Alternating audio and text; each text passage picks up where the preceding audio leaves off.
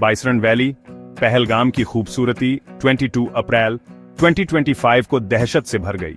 इस खूबसूरत tourist spot पर हुए हमले में 26 बेगुनाह लोगों की जान चली गई। हरे भरे पेड़ों और शांति के लिए मशहूर ये घाटी एक भयानक मंजर में बदल गई। ये हमला दिन दहाड़े हुआ टूरिस्ट पर जो घाटी देखने आए थे। हथियारबंद आतंकवादियों ने अचानक उन पर गोलियां बरसा दी। इस हमले से पूरे देश में दहशत फैल गई।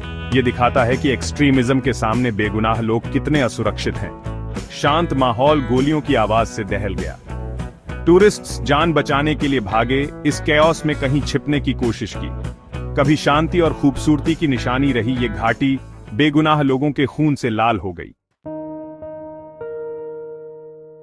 पहलगाम मैसेकर के लिए जिम्मेदार आतंकवादियों ने अपने विक्टिम्स को रैंडमली नहीं चुना।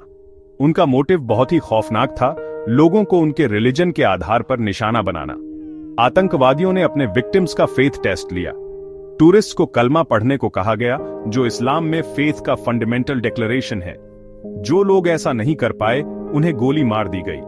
रिलीजियस डिस्क्रिमिनेशन के इस एक्ट ने पूरे भारत को हिलाकर रख दिया।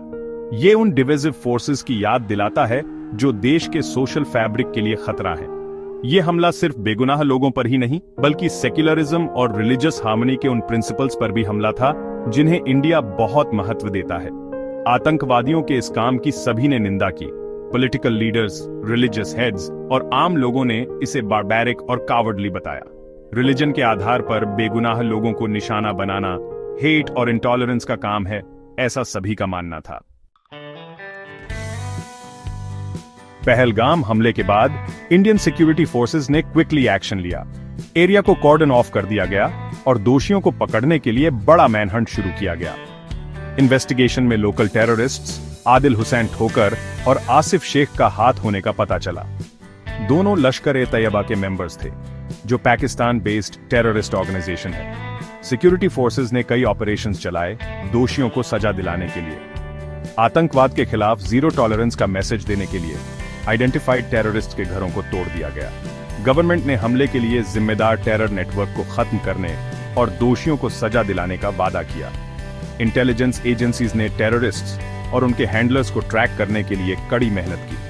सिर्फ हमलावरों को ही नहीं, बल्कि उन लोगों को भी निशाना बनाया गया जो लॉजिस्टिकल सपोर्ट और प्लानिंग में शामिल थे। इस घटना ने टेररिज्म के खतरे और लगातार विजिलेंस की जरूरत को दिखाया।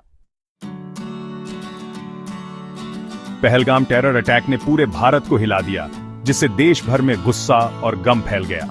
बड़े शहरों में प्रोटेस्ट हुए, किलिंग्स की निंदा की गई और विक्टिम्स के लिए जस्टिस की मांग की गई। हर वर्ग के लोगों ने हमले में जान गंवाने वालों के परिवारों के साथ एकजुटता दिखाई। पब्लिक सेंटिमेंट को देखते हुए गवर्नमेंट ने विक्टिम्स के परिवारों के लिए कई मेजर्स अनाउंस किए। एक्स ग्रेशिया पेमेंट्स का ऐलान किया गया और मृतकों को उनके घरों तक पूरे स्टेट ऑनर्स के साथ पहुंचाने का इंतजाम किया। पहलगाम टेरर अटैक ने देश के मन पर गहरा असर छोड़ा। इसने टेररिज्म के खिलाफ लगातार विजिलेंस और एकजुट रहने की जरूरत को बताया।